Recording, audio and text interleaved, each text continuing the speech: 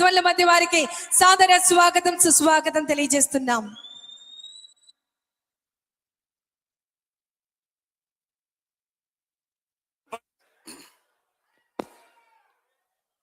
ప్రపంచ రాజకీయ చరిత్రలోనే పోటీ చేసినటువంటి 21 సీట్లలో 100% స్ట్రైకింగ్ రేట్ తోటి 21 మంది శాసనసభ్యుల్ని నెగ్గించుకుని 2 పార్లమెంటు స్థానాలకు పోటీ చేస్తే 2 పార్లమెంటు స్థానాలని నెగ్గించుకుని మనందరికీ కూడా మార్గదర్శకంగా ఇవాళ ప్రపంచంలోనే 100% స్ట్రైకింగ్ రేట్ తోటి అధికారంలో భాగస్వామి అవ్వడానికి ప్రధాన కారకులైనటువంటి శ్రీ కొణిదెల పవన్ కళ్యాణ్ గారికి మనందరి తరఫున కూడా ప్రత్యేకమైనటువంటి ధన్యవాదాలు తెలియజేస్తా ఉన్నాను.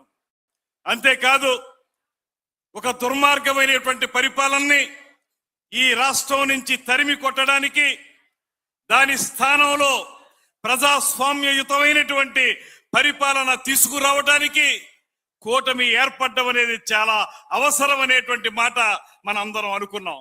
అటువంటి కూటమి ఏర్పడడానికి కానీ, దానికోసం త్యాగాలు చేసి కానీ కూటమిని నిలబెట్టి ఇవాళ ఆంధ్రప్రదేశ్ రాష్ట్రంలో డబుల్ ఇంజిన్ సర్కార్ ద్వారా ఈ రాష్ట్రం అభివృద్ధి చెందుతుందంటే దానికి పవన్ కళ్యాణ్ గారు చేసినటువంటి త్యాగమే కారణం అనేటువంటి మాటను కూడా ఈ సందర్భంగా మనవి చేస్తున్నాను. అటువంటి నేపథ్యంలో ఇవాళ మనం ఆయన ఉప ముఖ్యమంత్రిగా, అదేవిధంగా పరిపాలనా దక్షుడైనటువంటి చంద్రబాబు నాయుడు గారి ముఖ్యమంత్రిగా ఈ రాష్ట్రం పైనుంచి నరేంద్ర మోడీ గారి యొక్క సహకారంతో అన్ని రంగాల్లోనూ కూడా ముందుకు వెళుతున్నటువంటి సందర్భాన్ని కూడా మనం చూస్తా ఉన్నాం.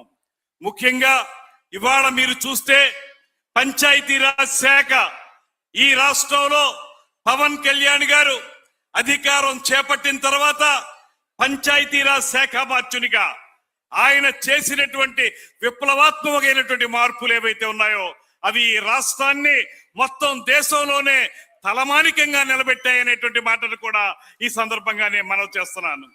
ఒకే ఒక్క రోజున రాష్ట్రం యావత్తు గ్రామ సభలు నిర్వహించి పల్లె పండుగ ద్వారా ఈ రాష్ట్రంలో గడిచిన సంవత్సరాల కాలంలో అనేక అభివృద్ధి కార్యక్రమాలు ఇవాళ మనం చూస్తే ఏ గ్రామంలోకి వెళ్ళినప్పటికీ కూడా గ్రామీణ లింక్ రోడ్లన్నీ కూడా అద్భుతంగా నిర్మించుకోగలిగాం. ఇక్కడ చాలా మంది వేదిక మీద శాసన సభ్యులు ఉన్నారు, మంత్రులు ఉన్నారు, అందరం కూడా గమనిస్తున్నటువంటి అంశం.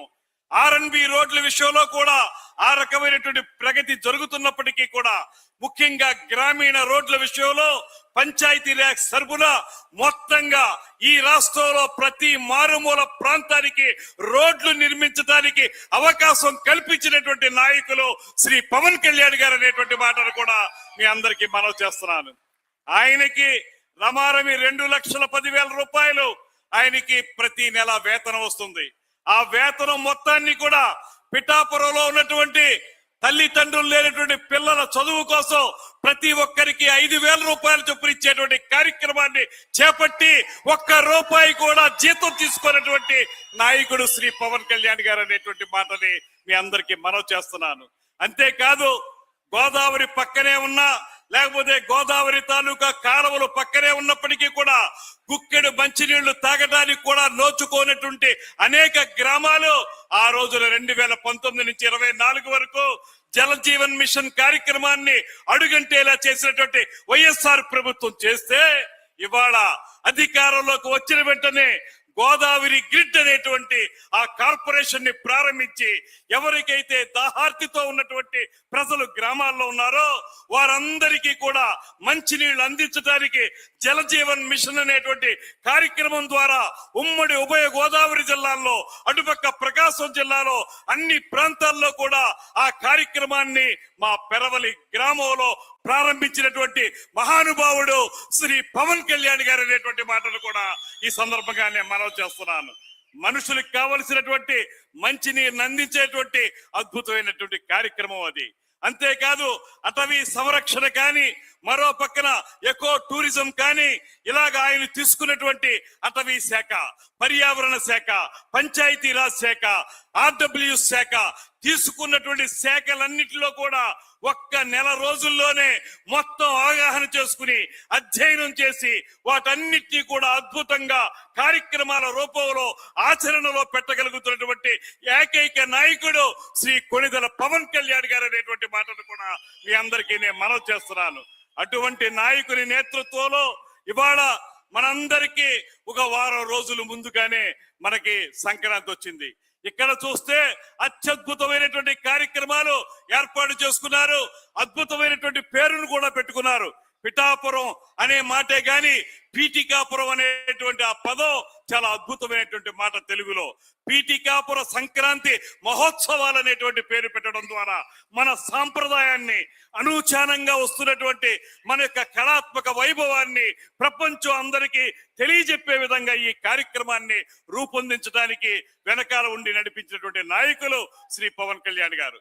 ఇవాళ ఇక్కడ చూస్తే అంతరించిపోతున్న కళలు, తోలు బొమ్మలాట కానీ, తప్పెడుగుళ్ళు కానీ, జముకలాట కానీ, హరికథ కానీ, బుర్రకథ కానీ, ఇతరత్రా ఏ జానపద కళారూపాలు ఉన్నాయో వాటన్నిటికీ సంబంధించినటువంటి కార్యక్రమాల ప్రదర్శన ఇక్కడ ఏర్పాటు చేసుకున్నాం.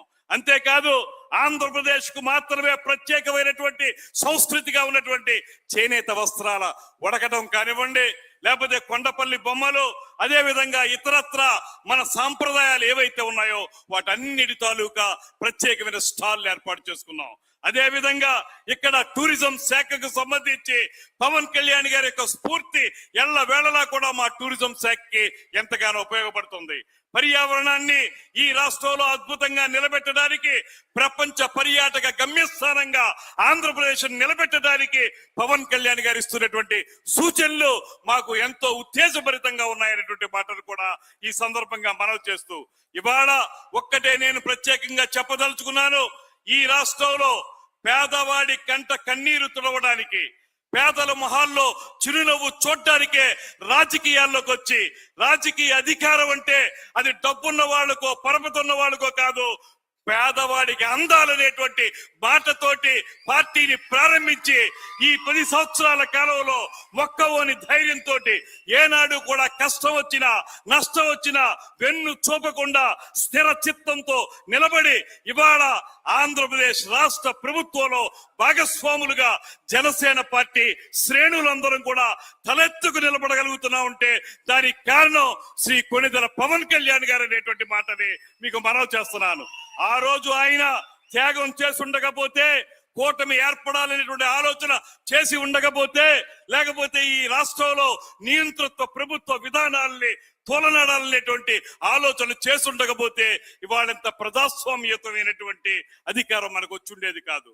దయచేసి అందరికీ మనవి చేస్తున్నాను, ఒక స్ఫూర్తితోటి, ఒక ఆలోచనతోటి ఈ రాష్ట్రాన్ని సమగ్రంగా సర్వతోముఖంగా అభివృద్ధి చేయాలనేటువంటి ఏకైక లక్ష్యంతో పనిచేస్తున్నటువంటి శ్రీ పవన్ కళ్యాణ్ గారి చేతులకి మనం బలాన్ని ఇవ్వాలి.